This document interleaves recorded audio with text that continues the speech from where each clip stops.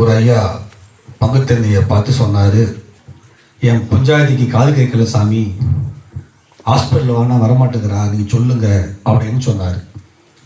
சொன்ன பங்கசாமியார், உங்களுக்கு தெரியுமா? நல்லா தெரியும். எப்படி சொல்கிறீங்க? நான் தான் பேசும்போது காது கேட்க மாட்டேங்குது. இல்லை நீங்கள் டெஸ்ட் பண்ணீங்களா? நான் எப்படி டெஸ்ட் பண்ணுறது? டாக்டர் தானே. நீங்கள் முதல்ல பண்ணிட்டு ஐயா, அப்புறம் கொண்டு போங்க அப்படின்னு. அப்படியா? என்ன சாமி சொல்கிறீங்க? சரி, பூசை முடிச்சு போங்க. இப்போ போங்க, போயிட்டு வீட்டுக்கு வெளியில் இல்லை, அந்தோணியமா என்ன காலம் சாப்பாடு அப்படின்னு கேளுங்க. காது கேட்கலையா? முடிவு பண்ணுங்க. வீட்டுக்கு உள்ளே போய் அந்த ஹாலில் போய் அந்தோணியமா என்ன காலைல சாப்பாடு அப்படின்னு கேளுங்க. ஒருவேளை காது கேட்கலன்னா கண்டிப்பாக முடிவு பண்ணுங்க. கிச்சனுக்கு உள்ளே போய் சமையல் இறக்கி கிட்ட அந்த கதவுகிட்ட போய் அந்தோணியமா என்ன சாப்பாடு அப்படின்னு கேளுங்க.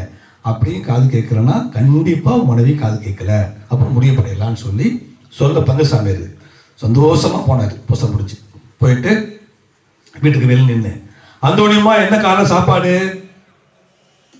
ஒன்றுமே கேட்கல. கரெக்ட் தான், பத்தியா இவன் அப்படி சந்தோஷமா ஹாலுக்குள்ள போய் அந்தோணியமா என்ன காலை சாப்பாடு? ஒன்றுமே காது கேட்கல. சந்தோஷம். கிச்சன் கதவிட்ட போய் அந்தோணியமா என்ன காலை சாப்பாடு? ஒன்றுமே கேட்கல. பத்தியா பத்தி சொல்லிட்டு கிட்ட அந்த அம்மா கிட்ட போயிட்டு அந்தோணியமா என்ன காலை சாப்பாடு? யோ 3 முறை உப்புமா உனக்கு காது கேட்கல? பக்குனிச்சு. நமக்கு தான் ஸ்பீக்கர் அவுட்டோ, நம்ம நினைச்சோம் மனைவிக்கு அவுட்டுன்னு சொல்லிட்டு. வாய்ப்பு கிடைக்கும் போதெல்லாம் நான் சரி, அடுத்தவங்க தப்பு. வாய்ப்பு கிடைக்கும் போதெல்லாம் நான் கரெக்டா இருக்கிறேன், அவங்க எல்லாம் சரியில்லை என்று குத்தி கொண்டு குறை சொல்லிக் கொண்டிருக்கிறோம். நான் ஒரு மருமக பட்டுப்புடவை எடுக்க போனாங்க சாரதாஸுக்கு. சாரதா திருச்சிங்க, இங்கே போத்தீஸ்க்கு போனாங்க. 2 இடத்துல பட்டுப்புடவை, ஒன்று 5000, இன்னொன்று 3000.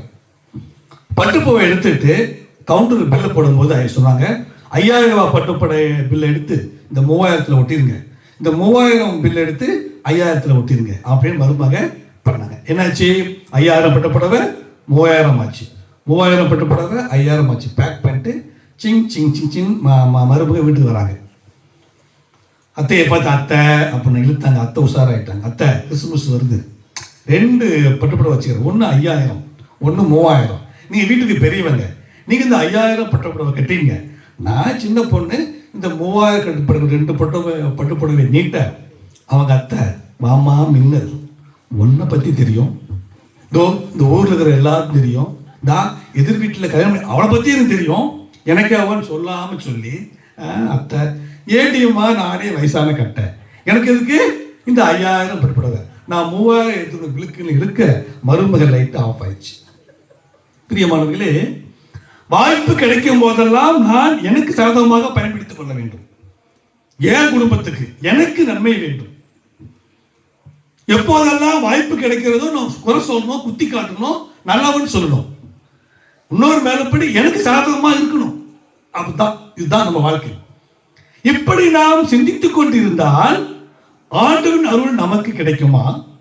ஆண்டவர் நம்மோடு இருப்பார். அந்த கிறிஸ்துமஸ் வருது, நம்மோடு இருப்பாரா? அன்னை மரியாதைக்கு முன் வைக்கிறோம். வாசகம் எடுத்துக்கிறேன். அருள் நிறைந்தவிலே வாழ்க, ஆண்டவர் உம்மோடு இருக்கிறார். என்ன இந்த வாழ்த்து? இந்த அன்னை மரியாள் எப்படி?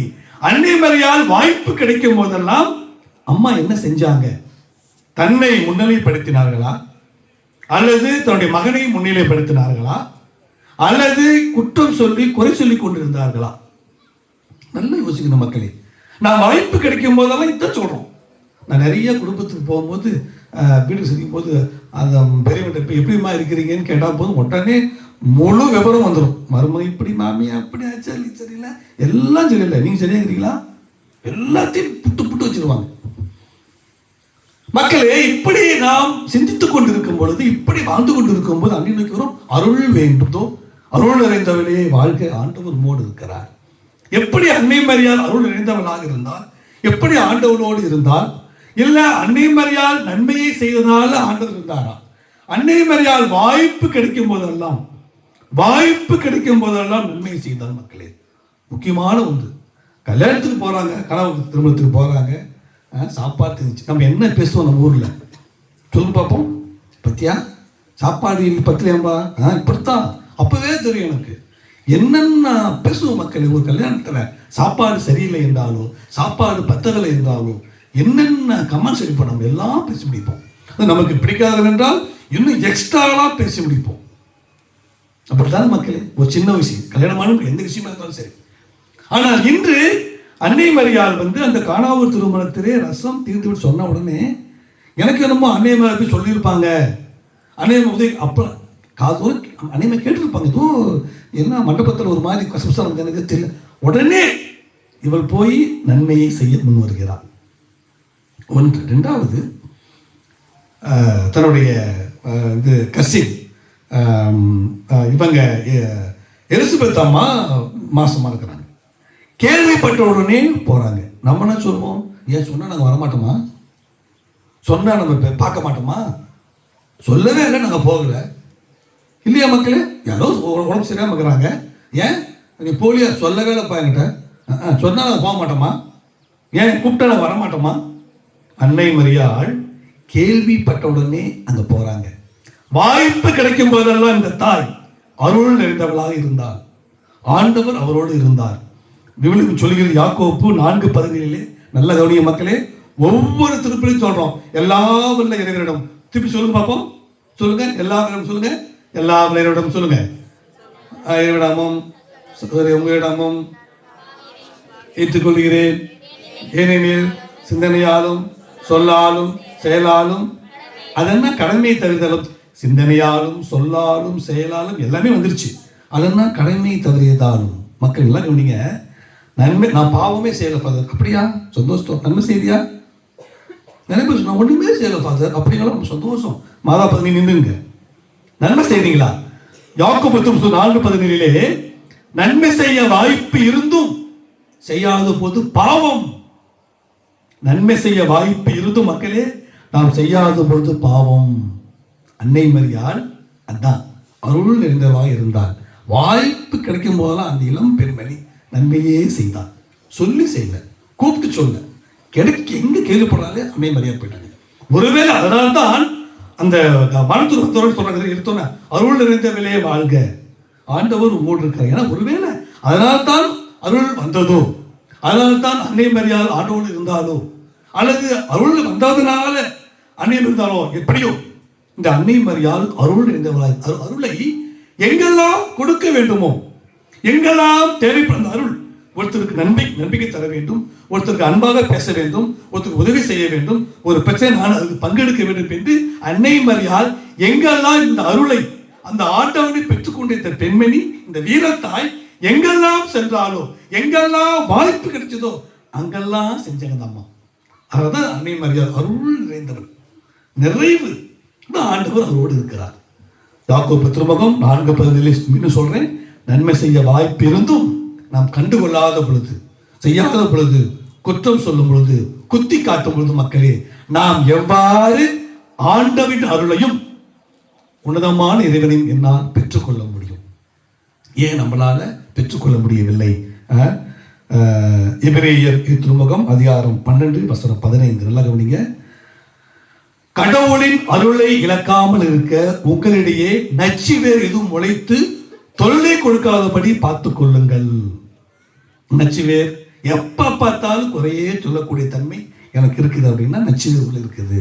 எப்ப பார்த்தாலும் குறையே சொல்லிக்கொண்டு, எப்ப பார்த்தாலும் என்ன முன்னிலைப்படுத்திக் கொண்டு, எப்ப பார்த்தாலும் நல்லா சொல்லிக்கொண்டு அந்த எண்ணங்கள் எனக்கு வந்து கொண்டே இருந்தால், நச்சுவேர் இருந்தால் கடவுள் அருளை நாம் இழந்து விடுவோம் என்று விவிலியம் சொல்கிறது. அன்னை மரியாள் அப்படி சொல்லிய மக்களே, தன்னை முன்னிலைப்படுத்தவில்லையே.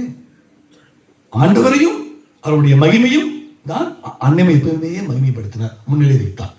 நாம் ஒருவேளை இந்த நச்சுவேர் உள்ளத்தில் வைத்துக் கொண்டு எங்க பார்த்தாலும் அவங்க சரியில்லை, இவங்க சரியில்லை.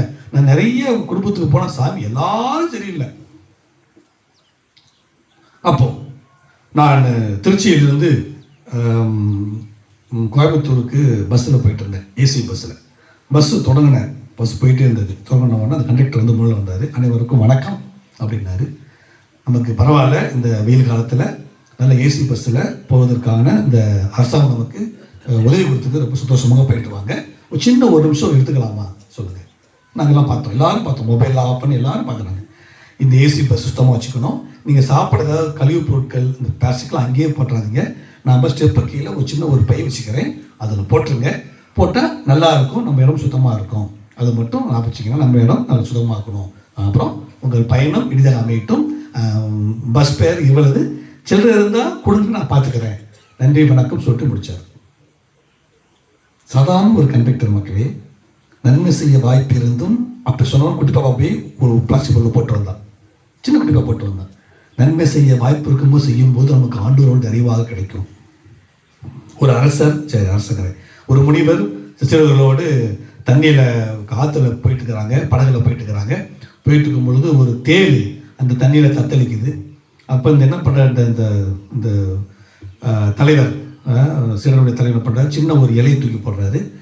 அந்த தேளி ஏற்று சூட்டு போடுறாரு, கடிக்குது, திருப்பி கை உதறாரு. திருப்ப அந்த படகு போயிட்டு இருந்தது, அந்த தேள் தத்திக்கிட்டே வந்து திருப்பி வருகின்ற இலையை தூக்கி பக்கத்தில் போடுறாரு, திருப்ப கடிக்குது, விடுறாரு.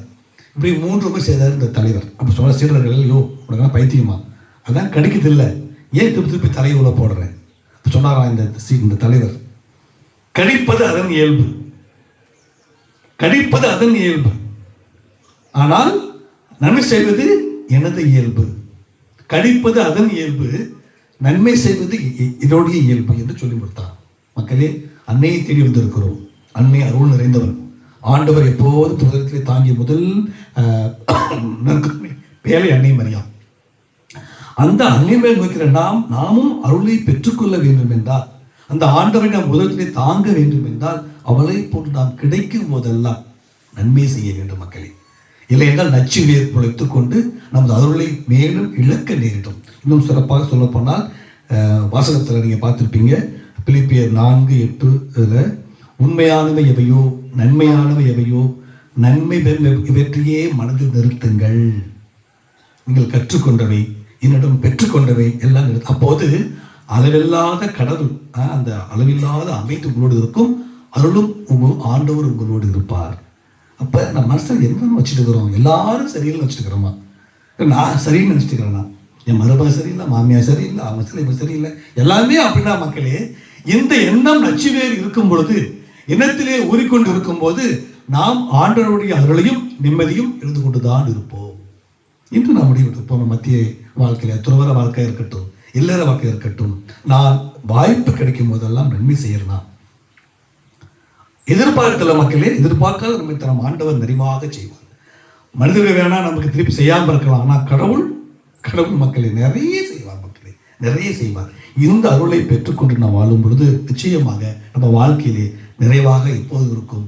நம்மை பார்த்து சொல்லுவாங்க, அருள் நிறைந்தவர் இவங்க நல்ல மனுஷங்க, ஆண்டு ஆசை கண்டிப்பா இருக்குது, நான் ஆண்டவர் உன்னை பார்க்கிறேன் என்று நம்மை நோக்கியும் நமது உறவுகள் சொல்லும். நாமும் நற்செய்தியாக மாறுவோம் மக்கள். நம்மை பார்த்தும் சொல்வார்கள். இன்னும் சிறப்பாக நமது பிள்ளைகள் நம்மிடம் கற்றுக்கொள்வார்கள். நாம் நமது சூழ்நிலையில் இருக்கிற நம்முடைய பிள்ளைகள் நம்மிடம் கற்றுக்கொள்வார்கள். நாம் அருள் நிறைந்தவர்கள், ஆண்டவர் நம்மளோடு இருக்கிறவர்கள். எங்கெல்லாம் வாய்ப்பு கிடைக்கும் போதெல்லாம் அது என்ன நன்மையாகட்டும், ஒரு வார்த்தை, ஒரு சின்ன ஒரு சுமை, இல்லை கூட இருப்பது, கேட்பது, பார்ப்பது, அது பலவகையான இருக்குது. நமக்கு நம்மை பொறுத்து இருக்கும். அந்த நன்மை செய்யும்போது மக்களை நாமும் அன்னை மரியாதை போட்டு நாமும் நிச்சயமாக அருள் நிறைந்த மக்களாக வாழ்வோம். ஆண்டவர் நம்மளோடு இருப்பார். தொடர்ந்து பயணிப்போம். எப்போதெல்லாம் அன்னையை நோக்கி ஜெபிக்கிறோமோ, அருள் நிறைந்தவர்களாக அன்னை எப்போ இருந்தாலும் நாமும் வாய்ப்பு கிடைக்கும் போதெல்லாம் செய்ய வேண்டும் தான் திருப்படியிலே சிந்தனையாலும் சொல்லாலும் செயலாலும் கடமையை தவிர எனக்குன்னு கடமை, நன்மை செய்யணும் எனக்கு கடமை, அதெல்லாம் கண்டுக்காம போக தப்பு இல்லையா மக்களே. ஆனால் அந்த கடமை நாம் நிறைவாக செய்யும் பொழுது, நாம் கேள்விப்பட்டாலே தெரிந்தாலே நன்மை செய்யும்போது வாழ்க்கையிலே நிறைவும் உறவும் இருக்கும். ஆண்டவர் நம்மிடம் நிறைவாக செய்வார். ஆமென்.